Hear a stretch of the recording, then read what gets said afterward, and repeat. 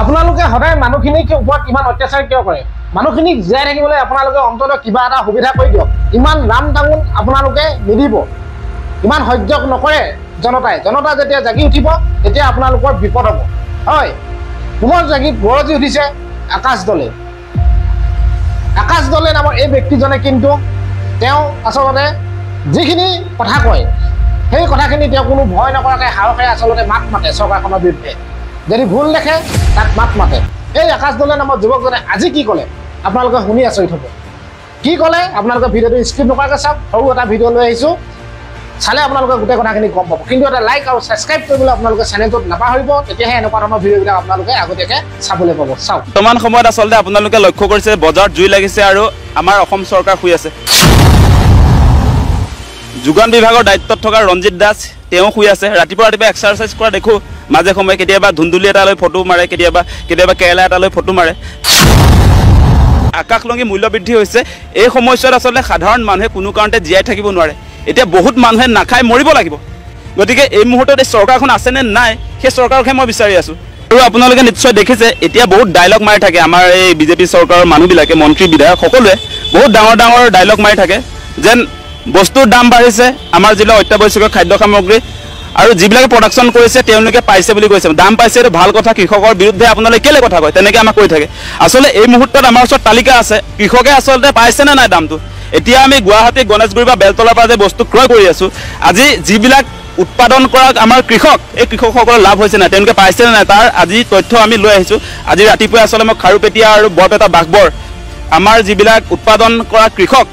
আমাৰ অত্যাৱশ্যক খাদ্য সামগ্ৰী কৃষকসকলৰ লগত কথা পাতি তেওঁলোকে কেইটকা পাইছে সেই কথা আমি জানিবলৈ যত্ন কৰিছিলোঁ আৰু মই তুলনা কৰিও আনিছোঁ বেঙেনাৰ দাম তাত 30 টকা আজি খাৰুপেটীয়া বজাৰত বেঙেনাৰ দাম 30 টকা জিকাৰ দাম 30 টকা ভোলৰ দাম 30 টকা কেৰেলাৰ দাম 40 টকা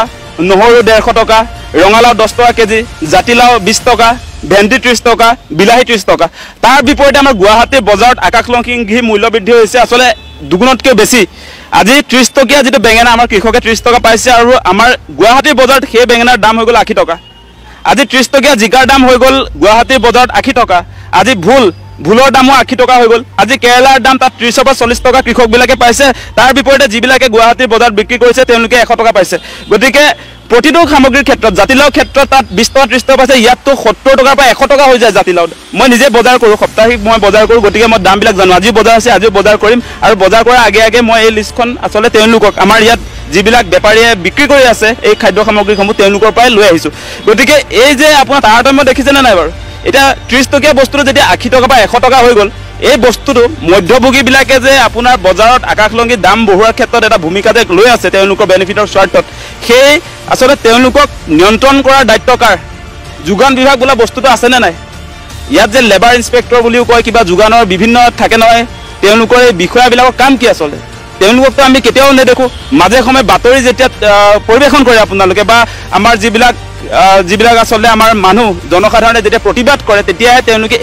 বছৰেকত এদিন আহি মানে এণ্ট্ৰিটো মাৰি দিব বেলতলা বজাৰত যে তেওঁলোকে যে নিয়ন্ত্ৰণ কৰিছে বজাৰত মানে তেওঁলোকে যোগান বিভাগে যি নিৰ্দেশনা দিছে সেইমতে বিক্ৰী কৰিছে এদিনহে তেওঁলোকে সেই কামটো কৰে তাৰপৰা বাকী 365 দিনৰ 364 দিন তেওঁলোক শুই থাকে গতিকে সেই বিভাগটোৰ কাম নাই গতিকে আৰু বিজেপি চৰকাৰ আপোনালোকে নিশ্চয় মনত ৰাখিছে যে তেওঁলোকৰ মানে পূৰ্বে মূল ডাইলগটো আছিলে বহুত হোৱা মেহেংগাই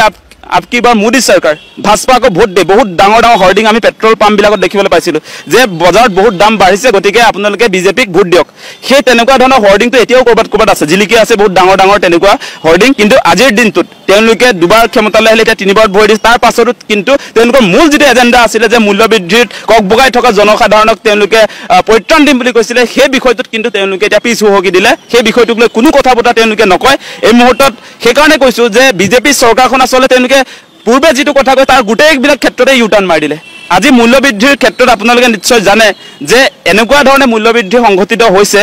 যে এতিয়া কোনো মানুহে আচলতে জীৱন নিৰ্বাহ কৰিব নোৱাৰে এতিয়া আমাৰ নিচিনা মানুহে আমি সাধাৰণ মানুহ আমি দুখীয়া মানুহ আমি আচলতে গুৱাহাটীত চাওক আজি চাউলৰ যিটো যোৱা বছৰ আপোনাৰ 30 টকীয়া চাউল সেই চাউলৰ দাম আজি 60 টকা হৈ গ'ল কেনেকৈ চলিম চাউলৰ দামটোত যদি আপোনাৰ এবছৰত আপোনাৰ 30 টকা বৃদ্ধি হৈ যায় আৰু শাক পাচলিটো ক'লোৱে শাক পাচলিৰ দাম যি ধৰণে আচলতে বৃদ্ধি হৈ আছে আৰু সেই বৃদ্ধিৰ ফলস্বৰূপে কৃষকৰ যে কল্যাণ হৈছে সেই কামটো যে হোৱা নাই গতিকে এই মুহূৰ্তত এই চৰকাৰখন আছেনে নাই সেই চৰকাৰকহে মই বিচাৰি আছোঁ মূল কথাটো হৈছে আপোনাৰ ডিজেল পেট্ৰলৰ যি ধৰণে অত্যাধিক মূল্য বৃদ্ধি হৈছে সেই বিষয়টো আপোনালোকে নিশ্চয় লক্ষ্য কৰিছে যে 72 টকীয়া 2014 চনত 72 টকা পেট্ৰলৰ দাম আছিলে সেই পেট্ৰলৰ দাম আজি 100 টকা হৈ গ'ল আজি আপোনালোকে নিশ্চয় জানে মানে 56 টকীয়া ডিজেল আজিৰ দিনটোত আপোনাৰ 91 টকা হৈ গ'ল গতিকে এই ক্ষেত্ৰত এই চৰকাৰখনেতো কৈছিলে যে মোদীয়ে বহুত ডাঙৰ কথা কৈছিলে মোদীয়ে কৈছিলে যে পেট্ৰল মানে আমি 35 টকা দিম ভাৰতীয় জনতা পাৰ্টিক ভোট দিয়ক ভাজপাক ভোট দিয়ক আমি আপোনালোকে যি 72 টকা পেট্ৰল ক্ৰয় কৰি আছে সেই পেট্ৰল আমি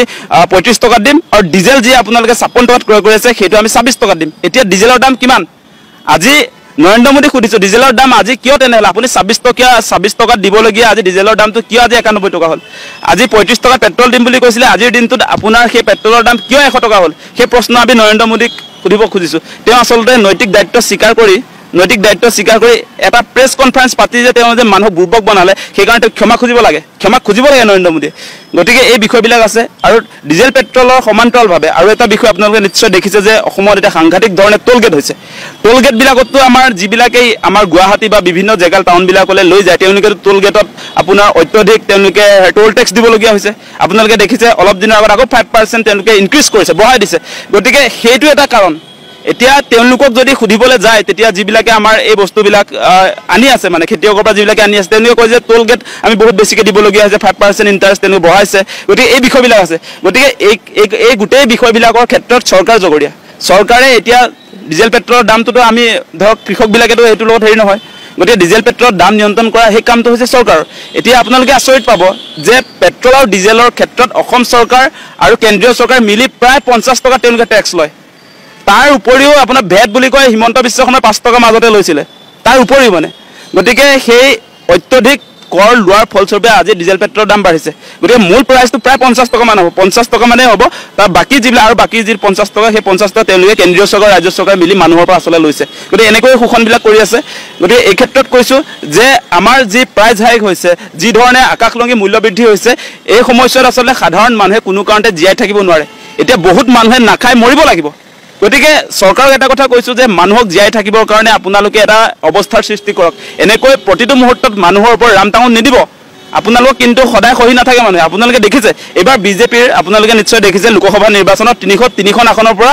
242লৈ আহি গ'ল 242খনলৈ আহি গ'ল কিমান কমে তেওঁলোকৰ প্ৰায় 60খনমান মানে লোকসভাৰ আসন কমি গৈছে তেওঁলোকে যদি পুনৰ যদি এনেকৈ মানুহৰ ওপৰত ৰামটাঙন দি থাকে তেতিয়াহ'লে এই 26ত যি আমাৰ বিধানসভা নিৰ্বাচন আছে তাতো কিন্তু মানে পাই যাব কিন্তু তেওঁলোকেও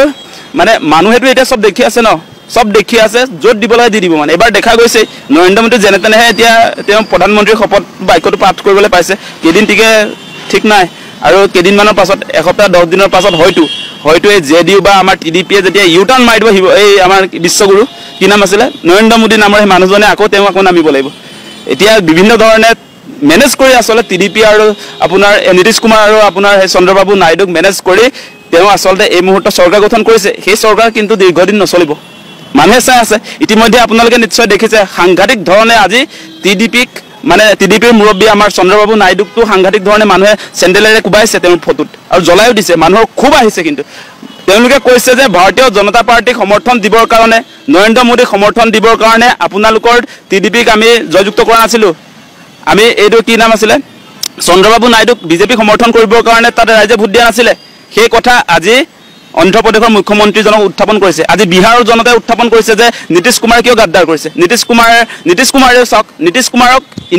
এনডিএক সমৰ্থন দিবৰ কাৰণে নৰেন্দ্ৰ মোদীক সমৰ্থন দিবৰ কাৰণে বিহাৰৰ জনতাই ভোট দিয়া নাই সেই কথা আজি কৈ আছে তেওঁলোকৰ বিৰুদ্ধে ইতিমধ্যে প্ৰতিবাদ আৰম্ভ হৈছে গতিকে বেছি দিন নিটিকিব সেই কথাটো কৈছোঁ ৰাইজৰ বিৰুদ্ধে সদায় আপোনালোকে অৱস্থান কৰিব নোৱাৰে আপোনালোকক